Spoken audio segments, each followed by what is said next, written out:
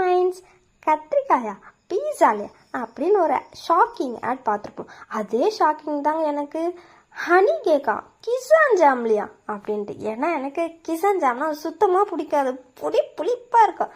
ஆனால் அது ஹனி கேக்னா ரொம்ப பிடிக்கும், ரொம்ப பிடிக்கும். ஏங்க 90s கிட்ஸ் மிட்டாய் கடை பற்றி நம்ம கேள்விப்பட்டிருக்கோம்ல, இதே 90s கிட்ஸு கேக்கு கடைன்னு ஒன்று வச்சாங்கன்னா அதில் கண்டிப்பாக ஹனி கேக் தானே இருக்கும் ஃபஸ்ட்டு அப்படின்னு. சரி, ஏன் இவ ஹனி கேக்கை பற்றி இவ்வளோ பேசுகிறேன்னு தானே பார்க்குறீங்க?